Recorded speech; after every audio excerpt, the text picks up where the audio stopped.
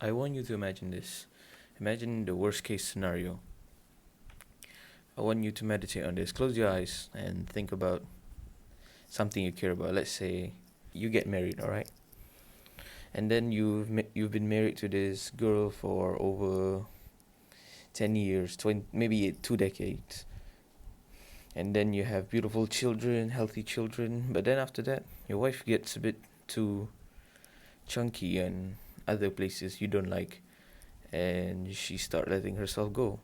And then you excuse yourself and say, "Oh, I only love her for her personality," but you know deep down that her looking fat, sorry, her looking her her looking fat is killing your attraction towards her. So one day you go to the gym and then you see a young girl. A young girl, that sounds so creepy. You see a girl that you find very attractive and she finds you very attractive. And then you you start to talk, you start to get to know each other, and one thing led to another, and then after that you ended up sleeping with her, which is haram. By this one act, you managed to destroy a relationship that was built upon two decades of your life. Then you realize how bad you messed up. Although this although this still is a hypothetical, but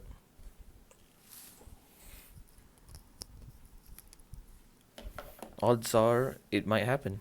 Here's my end of the here's my end. Here's my story about it.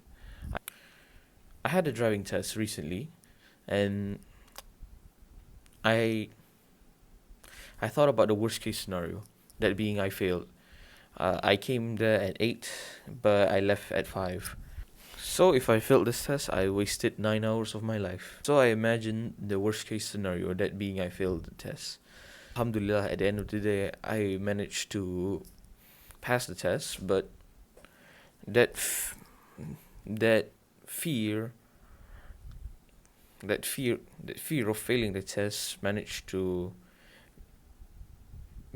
make me more sharper in the exam. Thing is, I fe- the thing is, okay, I feared that I might fail, and by using fear as a motivator, I managed to pass the exam. Because the thing about failure is that it's the it's the feeling of lost progress. Because when I was testing for the exam, I feared that I might fail the exam and wasted 9 hours. 9 hours. You know what I could do in 9 hours? I could complete the entirety of Red Dead 2. We fear the loss of progress because we fear that we wasted our time, and we fear that what we did was wrong. If you fail, accept it with grace and admit defeat. But doesn't but don't mean but don't give up though, because failure does not determine you. It only teaches you about the future. It teaches you that if you failed at history, doesn't mean you're that kid that sucks at history, unless you let it be unless you let it be the case by you not studying, or you can let it guide you to a future where you or you can let your failure guide you to be or you can let your failure guide you to be better in the future. If you succeed, be grateful, say alhamdulillah, but fear the next failure. Let's say you successfully made 10k a month. Let's say you're successful in making 10k a month. Your next fear of failure would be failing to make 100k a month, or losing your income.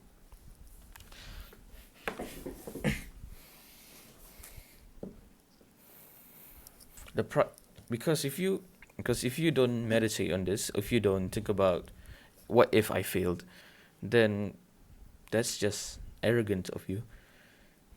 And the price for your arrogance is your most valuable asset, that being your time here on earth. That's why you should 10 times your goals, because if your goals are simple, like instead of getting the 10 out of 10 physique, you just say, oh, just lose 5 kilograms. You can lose 5 kilograms, but for a long term goal, that's depressing. So what ends up happening is that you you think it's so possible. You think it's so possible that you put it off, and then think to yourself saying, "Oh, I can do this in like 3 weeks, so I'll just procrastinate the rest of the year." What ends up happening is you progressively overload in your mukbanging, mukbanging, and what ends up happening is you didn't achieve that 5 kilogram. You didn't lose that 5 kilograms of fat, because you think because you think you're so high upon you think you're so above that goal that you could do it in a week. What ends up happening is you're in a state of thinking you're doing the goal but not actually doing anything. But at the same time, you're reaping the rewards that you're enjoying the fruits. You what ends up happening is you enjoy what ends up happening is you enjoying the fruits of your labor that you didn't produce. So then you say, "Oh, I already I'm on a New Year resolution and I'm on track to succeeding it. So I kind of deserve eating this Domino pizza all by myself. You know what? Forget about it. I'll just order 10 Papa Johns. Why not?" And then you won't achieve that goal. Oh, okay, I think I spoke too. That was a bit.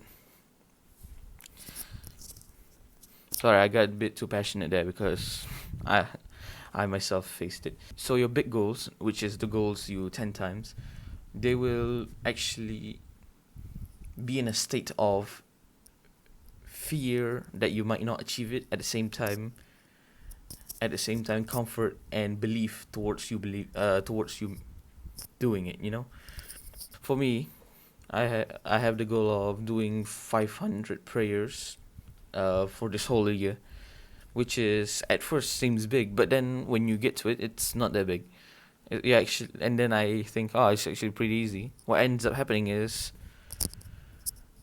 I started neglecting all my prayers, which is Subhanallah. Alhamdulillah, I fixed it.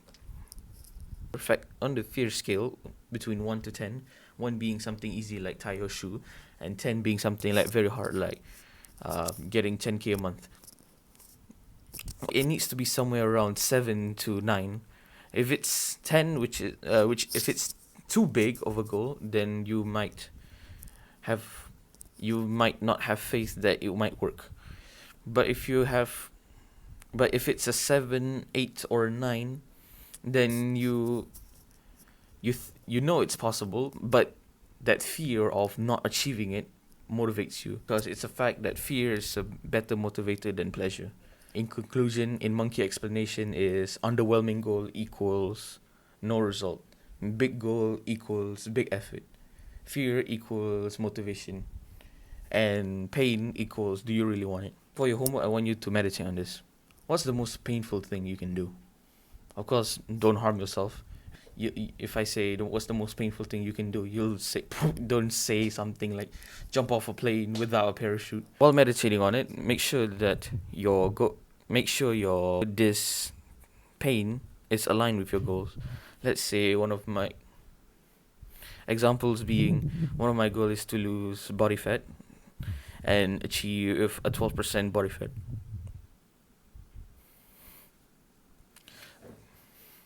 So the most painful thing to me would be doing a hundred flights of stairs 100 flights of stairs. 100 flights of stairs. So then 10 times it, I'll do 100 flights of stairs for 10 days consistently. So think about the most painful thing you can do. Make sure it's aligned to your goals, and don't forget to 10 times it. That's from me. Adios. I don't know what to put on my outro.